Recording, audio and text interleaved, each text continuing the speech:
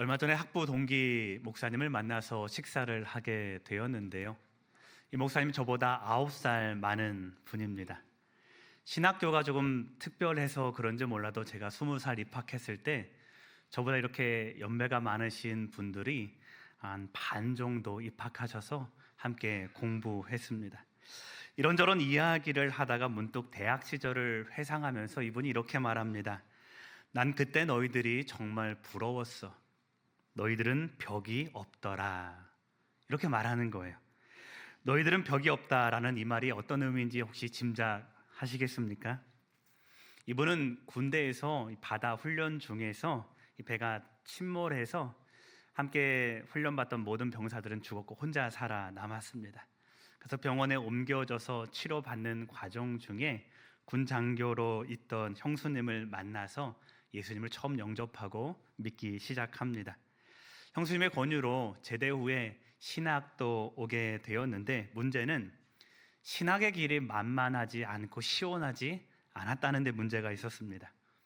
9살 어린 동생들은 찬송가도 잘하고 교회 생활도 익숙하고 교수님이 말하면 성경 말씀이 뭔지도 잘 아는데 본인은 정작 예수 믿었지만 입시한 성경 말씀 외에는 아는 말씀이 하나도 없다라는 거죠. 찬송도 서투니 장신대는 매일 채플이 있는데 예배 시간에 부르는 채플을 아무것도 알지 못해서 늘 틀리는 음정과 박자로 찬송가를 따라 하기 일쑤입니다. 성경도 이해가 안 가서 막막하죠. 여러분들하면 어떻습니까? 이제 막 예수 믿기 시작한 여러분들을 갓 삶의 자리를 떼어서 어디다가요? 신학대학교 한복판에 여러분의 삶의 자리를 옮겨놨다고 한번 생각을 해보십시오. 얼마나 막막했을까요? 나이 어린 동기들은 개념의 벽이 없어서 교수님 하시는 말씀과 강의 주제들을 잘 받아먹고 있는데 사실은 아무것도 알아듣지 못하니 답답하고요. 오히려 사회적으로 풍성했던 그의 경험이 신학을 받아들이는데 장벽이 되더라라는 거죠. 그런데 학부를 졸업할 때 즈음에 재미있는 현상이 일어납니다. 이분이 자신의 현실을 알고 그때부터 나와 같이 성경을 모르는 사람이 성경을 잘 읽을 수 있도록, 나와 같이 예수 처음 믿는 사람도 하나님 잘 알아들을 수 있도록 성경을 가르쳐야 되겠다라는 마음을 먹고 연구를 하기 시작합니다. 그리고 동기들을 모아서 스터디를 조직을 하고요. 이것이 점점 커서 인바이블이라는 이 매년마다 300명 이상씩 신학대학원 입학생들을 가르치는 큰 스터디가 되었고 20년 이상을 지속해 옵니다. 자신은 20년을 성경과 씨름하며 성경을 가르치는 사람이 되고자 힘쓴 결과이죠. 학부 1학년 때는 저에게 이렇게 늘 물었습니다. 예배가 끝나자마자 현호야, 아까 했던 찬송 다시 한번 불러줘. 그러면서 늘 물었던 분인데 신대원을 졸업할 때쯤 되어서 저는 이분에게 성경을 배우는 사람이 되었고 이분은 저에게 성경을 가르쳐주는 사람이 되어 있었습니다. 그날도 이렇게 저에게 말했습니다. 난 너희들이 너무 부러웠어. 감사한 건 난 아무것도 모르니 매일 말씀을 들을 때마다 모든 순간이 감동이었어. 그 말씀 잊지 않으려고 몸부림치다 보니 여기까지 왔나 보다. 현호야, 같이 공부해줘서 고맙다. 이렇게 얘기를 하더라고요. 제가 여러분들과 성경을 열심히 읽으려는 배경이 여기에 있습니다. 저는 모든 그리스도인들이 똑같은 믿음의 길을 걸어간다라고 그 길 자체는 확신하고 있습니다. 그런데 그 길을 어떤 사람들은 제대로 걸어가고 어떤 사람은 여전히 머뭇하면서 걸어가는 이유는 우리가 좋은 그리스도인이 되기 위한 노력이 없다라는 겁니다. 좋은 그리스도인이 되기 위한 노력이 없다면 여전히 우리는 이 길을 막막하게 걸어갈 수밖에 없다라는 거죠. 우리는 당신은 어떻게 예수를 믿게 되었습니까? 라는 질문에는 대답할 말들이 많으실 겁니다. 어떤 분들은 저와 같이 태어나 보니 내가 그리스도인 되어 있는 경우도 있을 것이고요. 어떤 분들에게는 특별한 은혜로 하나님을 만난 그 은혜 때문에 믿음의 경험을 고백하며 예수 믿는 이런 역사를 개인적으로 가지고 있는 분들도 많습니다. 그러면 우리는 생각해 봐야 됩니다. 여기까지는 내가 그 구원의 은혜를 통해서 잘 왔다면 그러면 앞으로 더 성숙하고 발전된 이 그리스도인이 되기 위해서 나는 무엇이 더 필요한가, 이런 걸 고민하고 몸부림쳐 봐야 됩니다. 저는 이러한 모습이 좋은 그리스도인이라고 생각합니다. 그리스도인의 초보를 버리고 더 성숙한 하나님의 말씀의 사람이 되기 위해서 우리는 어떤 노력이 필요합니까? 바울은 오늘 골로새 교회에 편지하면서 그런 마음을 가지고 편지하는 겁니다. 당시 이들을 지배하는 정치는 로마의 법이었습니다. 이들의 종교 생활의 기준은 유대인의 법이었고요. 틈틈이 이들의 삶을 지배하는 것은 헬라의 철학이었습니다. 그러니 그리스도인이 어디 그 신앙을 가지고 삶을 제대로 이끌어 나가기란 쉽지 않았을 것입니다. 이러한 상황 가운데에 사도는 고민하는 거죠. 어떻게 하면 교회가, 어떻게 하면 성도가 하나님의 말씀 안에서 온전한 그리스도인, 좋은 그리스도인이 될 수 있을까? 골로새서의 시작이 바로 여기부터 출발하는 겁니다. 어려운 세상을 만나서 우리도 흔들립니다. 어려운 철학과 세상의 가치 가운데에 우리 믿음이 뿌리가 때로는 견고하지 못해서 흔들릴 때가 많은데, 여러분, 우리는 좋은 그리스도인이 되기 위해서 어제보다 오늘이, 그리고 오늘보다 내일이 더 성숙한 그리스도인이 되기 위해서 우리에게는 어떤 노력이 있어야 되는지, 우리는 어떤 신앙의 모습에 힘써야 하는지를 함께 나누고 오늘 기도해 보고자 합니다. 바울이 전하는 말씀은 이렇습니다. 첫 번째, 좋은 신앙의 성장을 위해서는 믿음의 지도자가 늘 곁에 머물러야 합니다. 1절의 말씀을 같이 읽어보겠습니다. 내가 너희와 라오디게아에 있는 자들과 무릇 내 육신의 얼굴을 보지 못한 자들을 위하여 얼마나 힘쓰는지를 너희가 알기를 원하노니. 아멘. 골로새 교회는 바울이 개척한 교회가 아닙니다. 에바브라라는 바울에게 복음을 접한 사람이 자신의 땅으로 가서 개척하여 세운 교회가 골로새 교회입니다. 그런데 그 골로새 교회가 거짓 교사들로 인해서 이 믿음이 흔들리고 있다라는 이 소식을 바울이 듣게 됩니다. 그리고 나서 편지를 하는 거예요. 1절 하반절에 보면 이렇게 되어 있습니다. 얼마나 힘쓰는지를 너희가 알기를 원한다. 여기서 힘쓰다라는 말은 분투하다, 전력을 다하다라는 단어가 쓰이는데, 이런 그냥 내 수고가 이렇게 컸어라는 말을 자랑하기 위한 것이 아니라 내가 생사를 건 전투에서 살아남기 위해서 힘쓰는 애씀, 그것을 오늘 말씀 힘쓰다라는 말로 번역된 단어가 사용하고 있는 겁니다. 그럼 지금 바울은 어떤 상태인 거예요? 골로새 교회를 위해서 기도하기를 뭘 걸고 하는 거예요? 목숨을 걸고 지금 기도하는 겁니다. 골로새 교회가 온전히 끊임없이 하나님의 믿음 위에 서가는 그 일들을 위해서 사도 바울은 목숨을 내놓을 정도로 지금 기도하는 열심으로 중보하며 이들에게 생명을 다하여 말씀을 전하고 있는 겁니다. 한번 생각해 보세요. 골로새 교회는 바울이 개척한 교회가 아닙니다. 우리가 지금 형편으로 생각해 보면 별로 바울과는 관계가 없는 교회일 수도 있습니다. 멀리 떨어진 그들의 소식을 들었다고 해서 그가 기도해야 될 이유는 어디에도 없는데 그가 왜 기도합니까? 오늘 그 근거를 2절의 말씀에서 몇 가지 바울의 마음을 우리가 살펴볼 수 있습니다. 2절을 보면 첫 번째로 성도의 마음에 위안을 받게 하기 위해서 그가 기도합니다. 두 번째는 사랑 안에서 연합하는 것을 위해서 바울이 기도합니다. 아마도 바울은 교회가 온전한 말씀 위에 서 있는 것에 첫 번째로는 교회가 서로 사랑하고 연합할 때에 그 말씀이 온전해진다라는 이 믿음의 비밀을 알았던 것 같습니다. 세 번째는 하나님의 비밀인 그리스도를 교회가 깨닫게 하기 위해서 그는 이 편지를 적어 보냅니다. 물론 에바브라라는 이 사역자를 통해서 복음을 전하고 영접했을 것입니다. 근데 바울은 거기 위해 뭐가 더 필요하다는 거예요? 믿음의 성숙을 위해서는 그리스도 안에 성숙해져가는 믿음의 발전이 필요하다라는 겁니다. 믿음은 한 번 들은 것으로 끝나는 것이 아니라 계속해서 이 복음의 빛 아래 비추어졌을 때에 이 믿음이 성숙해진다라는 하늘의 신비를 바울이 알았던 거죠. 여러분, 이 모든 것은 영적인 지도자가 품어야 될 보편적인 복음의 마음이다라고 할 수가 있겠습니다. 나와 관련된 내 신앙뿐만 아니라 나와 관련된 우리 가족의 신앙뿐만 아니라 누구를 위해서도요, 알지 못하는, 잘 접해보지 못하는 조금 어색한 교회일지라도 하나님 나라가 온전히 전파되는 그곳을 위해서 수고하고 애쓰고 기도할 수 있는 마음이 이 당시 사도들의 보편적인 마음이었다라는 것입니다. 오늘 골로새를 향한 이 바울의 열정을 보면서 그런 생각을 해보게 되었습니다.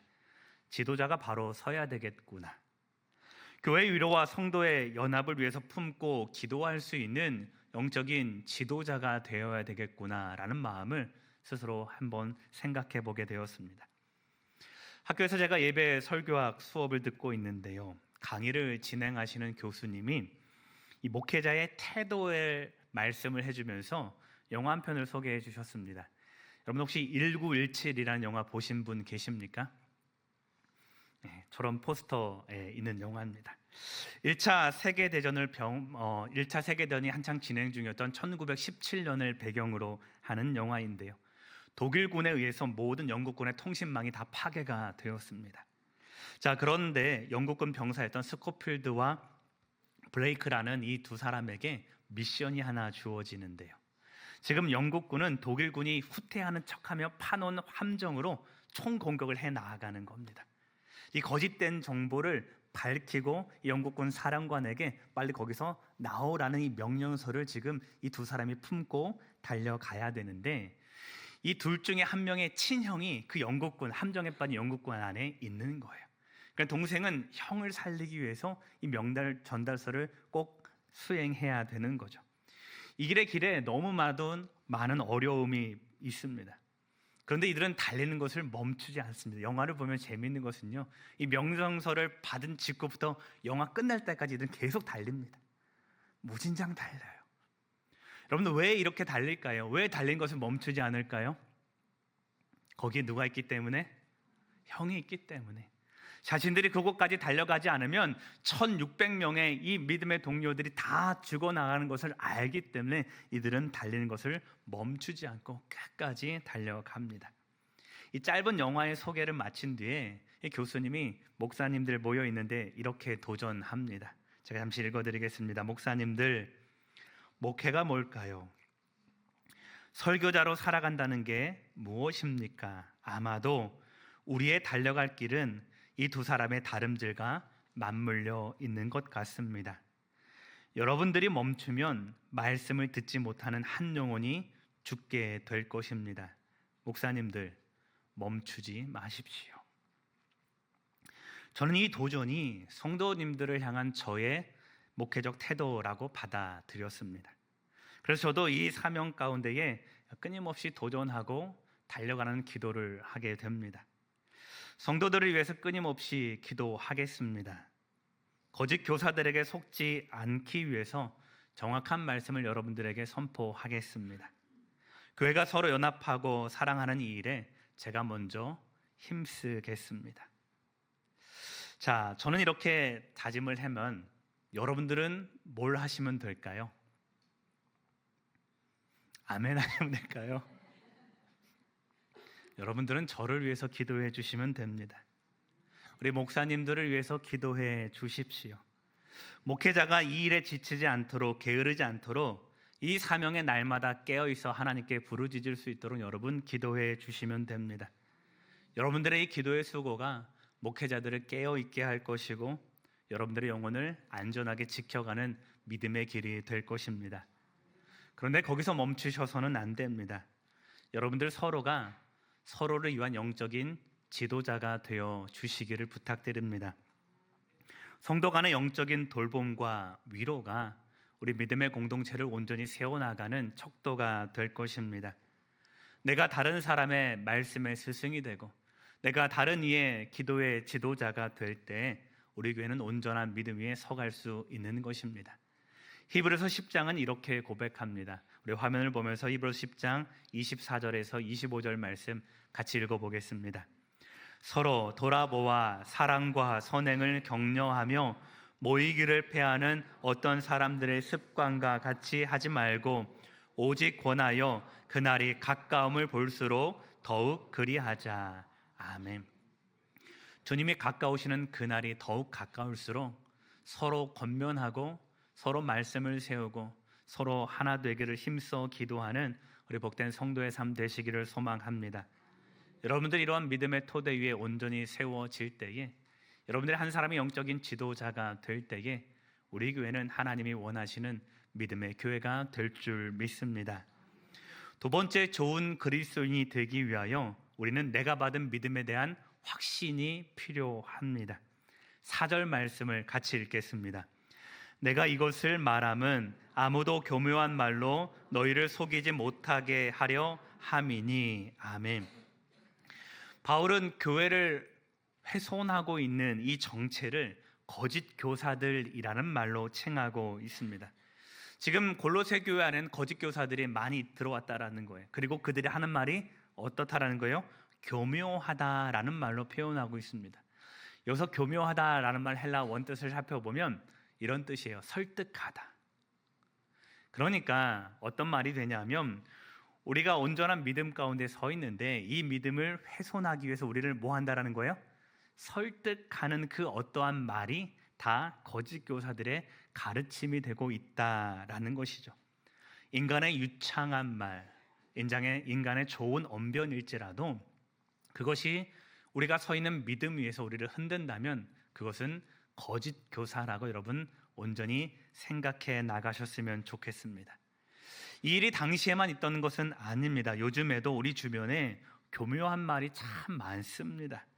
많은 사상과 세상의 가치들이 우리를 유혹하죠. 여러분, 믿음만으로 우리는 구원받습니다. 아멘이십니까?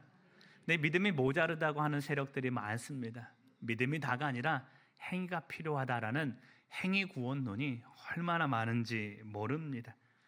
그리스도인인데도 불구하고 세상의 절대적 진리가 하나님의 가치가 아닌 것처럼 여겨가는 이 포스트 모더니즘에서의 한편은 우리를 그렇게 유혹하기도 합니다. 하나님이 절대는 아니다라고 말하죠. 때로는 성도의 신앙의 열심을 자극하는 교묘한 말도 많습니다. 저기 가면 성경 공부 잘 가르친다더라. 저기 가면 좋은 목사님 계신다더라. 그러한 말들로 우리가 서 있는 믿음의 터전을 흔드는 교묘한 말들이 참 많습니다. 우리가 이런 교묘한 말에 속지 않으려면 뭘 해야 되느냐? 우리 안에 심겨진 복음의 빛을 날마다 되새겨보고 이것을 확실하게 세워가는 온전함이 필요하다라는 것입니다. 여러분, 좋은 믿음의 지도자, 좋은 믿음의 동역자가 필요하지만 이 안에 있는 복음이 얼마나 확실한가를 놓쳐버리면 다 소용없는 일이 되는 겁니다. 여러분, 사울 왕을 한번 생각해 보십시오. 그에게 믿음의 지도자가 없었습니까? 아니죠. 사무엘이라는 이 시대의 영적인 지도자가 이 사울 왕이 왕이 되기 전부터 평생의 스승으로 함께 놓여져 있습니다. 베드로와 유다를 한번 생각을 해보십시오. 그에게 영적인 스승이 없었습니까? 아니죠. 그들은 예수님이라는 이 시대의 하나님 나라의 그 하나님 나라 자체가 그들과 3년간 먹고 자면서 하나님 나라를 배웠습니다. 근데 뭐가 없는 거예요? 믿음의 중심이 없는 거예요. 내가 받은 이 말씀이 얼마나 귀한지 그들이 놓쳐버리고 포기해버리니 아무리 좋은 영적 지도자가 이 주변에 있어봐야 뭐합니까? 내 안에 있는 믿음의 토대가 흔들려 버리면 아무 소용이 없다라는 것을 성도님 깨닫기를 소망합니다. 그래서 바울은 이렇게 권면하는 것입니다. 5절의 말씀을 같이 읽어보겠습니다. 이는 내가 육신으로는 떠나 있으나 심령으로는 너희와 함께 있어 너희가 질서 있게 행함과 그리스도를 믿는 너희의 믿음이 기쁘게 봄이라. 아멘. 재미있는 표현이 하나 있는데요. 잘 보십시오.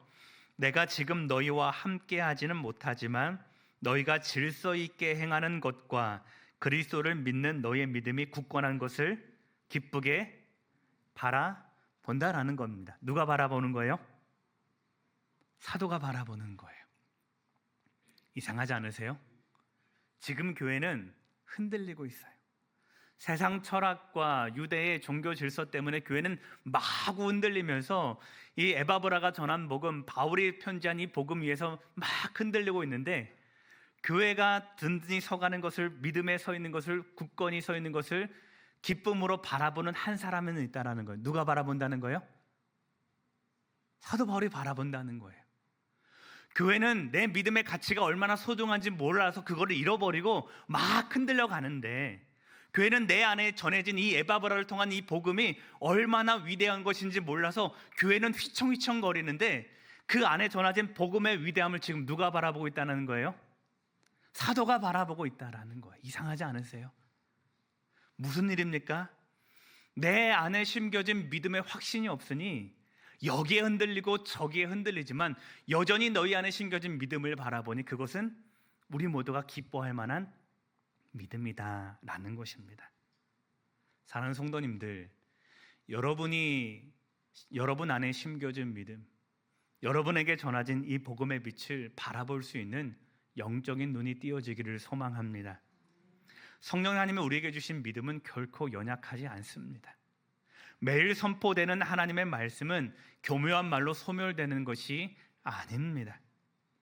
더 좋은 말씀이 있고 더 잘 전하는 사람은 있을지는 모르겠지만, 여러분의 매일 읽는 이 성경의 말씀, 여러분들이 간직하고 있는 복음의 빛은 절대로 그 자체로 연약하지 않다라는 것을 여러분 확신하며 이 믿음 가운데 거하시기를 소망합니다.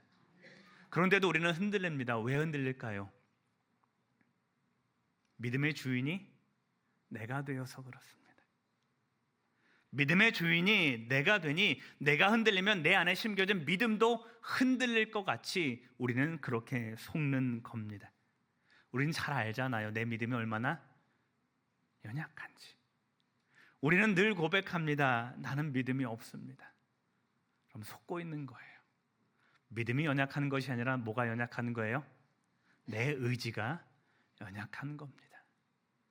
말씀이 연약하여지는 것이 아니라 내가 세상 가운데 속고 있는 겁니다. 그러니 사랑하는 성도님들, 우리 안에 심겨진 하나님의 말씀을 온전히 바라보시기를 바랍니다. 결코 흔들리지 않는 구원의 토대를 주께서 우리 안에 심어주신 이 하나님의 역사를 날마다 기대하시기를 바랍니다. 그리고 그 믿음의 빛, 복음의 빛에 날마다 우리 자신을 내어드리며 그 말씀에 나의 구원이 달려있음을 늘 확인하며 주께 매달리는 성도 되시기를 소망합니다. 그러한 믿음의 확신이 우리를 어지러운 세상 가운데 건져내는 복음의 빛이 될 것입니다. 세 번째, 우리가 더 좋은 그리스도인이 되게 하는 것은 믿음을 위한 훈련입니다. 6절과 7절 말씀 같이 읽어보겠습니다.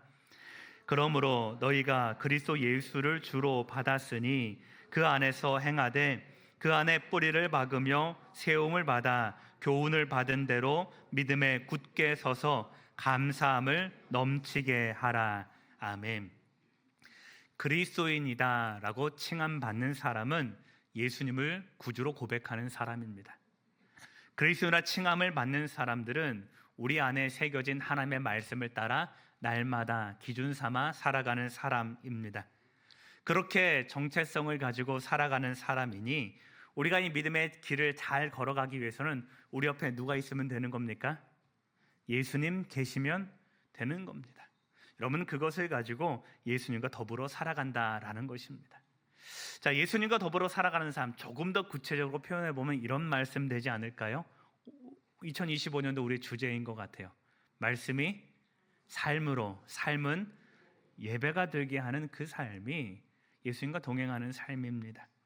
날마다 하나님의 말씀을 묵상하고 날마다 하나님의 선포하신 이 말씀을 듣고 우리 입술 가운데는 늘 찬양의 고백과 신앙의 간증들이 넘쳐나게 하는 것.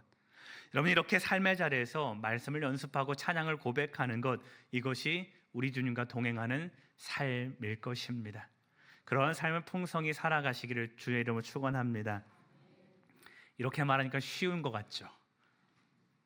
자, 숙제 검사 한번 해보겠습니다. 자, 내가 무언가 마실 때 뭘 생각하라고 했습니까? 말씀이 삶이 되게 하소서. 자, 숙제를 잘하신 분 한번 손 들어보실까요? 내리세요. 한 사람만 들면 우리는 좀 이렇게 누추해지니까. 자, 이 삶이 결코 쉽지 않아요. 왜 그럴까요?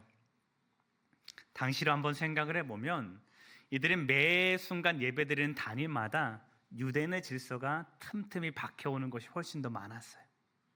일주일에 한 번 예배를 드리지만 유대인의 예배는요, 매일 회당 가운데서 이들은 말씀을 들어요.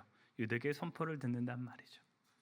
내가 하나님의 말씀의 중심에 서 있는 것보다 세상 철학이 가치가 들려오는 것이 훨씬 더 빈도수가 많아요.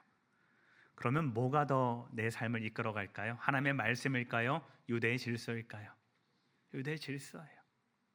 더군다나 이들은 어려서부터 그 질서 가운데 살아갔으니 틈틈이 듣는 하나님 말씀에 분투하고 그 길에 목숨을 걸지 않으면 여전히 과거를 돌아보게 되어 있는 삶의 패턴 가운데 살아간단 말이죠. 또 환상이 이들을 사로잡습니다. 예배, 그거보다 천사와 함께 드는 예배가 훨씬 더 가치 있어 라는 소리 들을 때마다 소망하지 않겠어요? 나도 천사와 함께 예배 드려보고 싶다. 이런 가치의 혼란과 이런 신앙의 질서들이 이들의 말씀 중심의 삶을 어그러뜨리고 있으니 제대로 신앙 위에 서 있을 수 있겠습니까? 그래서 사도가 권면하는 겁니다. 7절 말씀을 같이 읽어보겠습니다. 그 안에 뿌리를 박으며 세움을 받아 교훈을 받은 대로 믿음에 굳게 서서 감사함을 넘치게 하라. 아멘. 뭐가 필요하다는 거예요?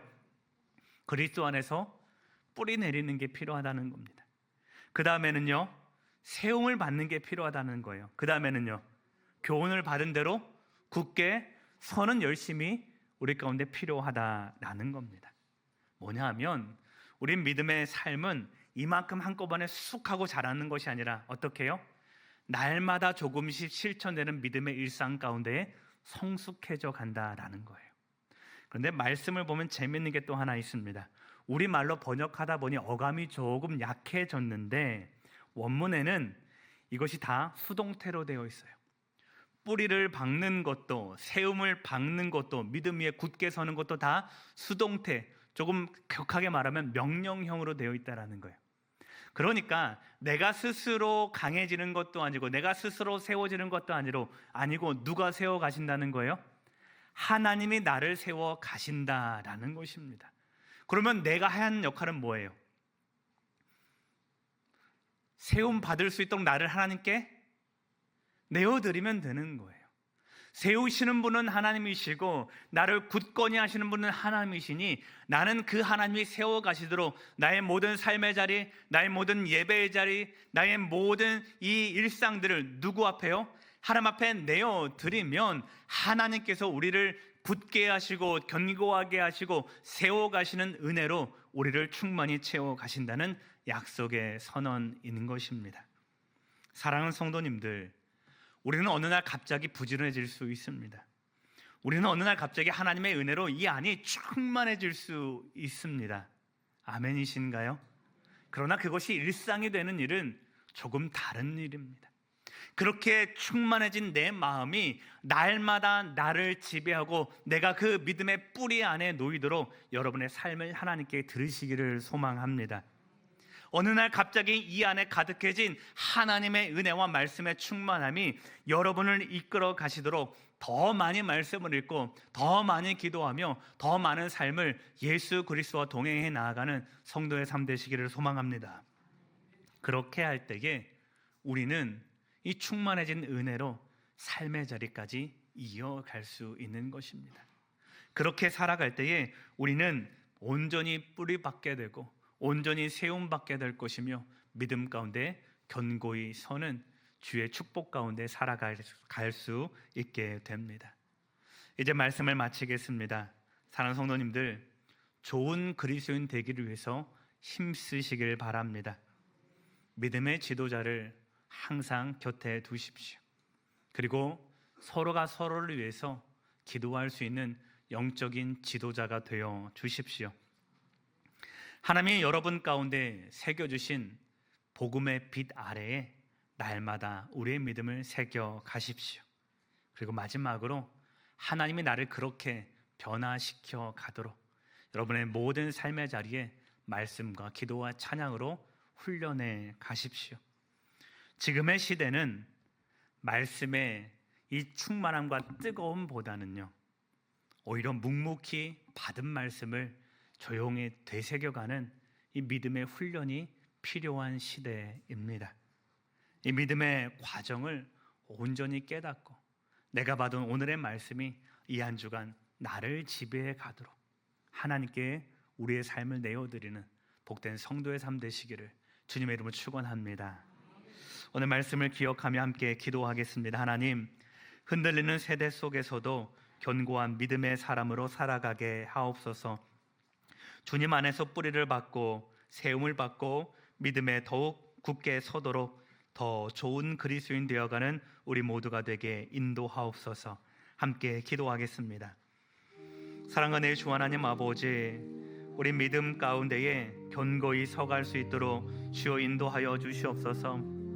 어제보다 오늘 그리고 오늘보다 내일도 발전하는 성숙한 믿음의 사람 될 수 있도록 인도하시고, 우리가 이 믿음 가운데 온전히 뿌리 박아 하나님께서 칭찬하시고 원하시는 온전한 믿음의 고백이 날마다 드려질 수 있도록 인도하여 주시옵소서.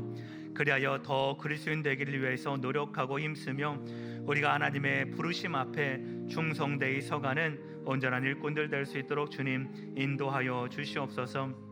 하나님 아버지, 우리가 믿음을 위하여 한 걸음 더 나아갈 때마다 그 모든 자리가 하나님의 것 될 수 있도록 주여 우리를 주장하여 주시고 인도하여 주시옵소서. 아버지, 사랑하는 주 하나님 아버지, 흔드는 세대 속에서도 우리를 굳건히 붙잡아 주시는 하나님의 은혜를 고백합니다. 그 믿음으로 우리를 충만히 채워 주실 때에 우리는 삶 속에서 날마다 그 믿음 가운데 살아가는 복된 주의 종들 될 수 있도록 인도하여 주시옵소서. 믿음의 동역자들을 날마다 세워 주시고 복음의 빛 아래 우리의 믿음을 더욱더 견고히 확신하게 하시며, 또한 일상 속에서 주의 말씀이 날마다 새겨지는 믿음의 인내를 잘 간직하여 좋은 그리스도인 되는 모든 성도 될 수 있도록 인도하여 주시옵소서.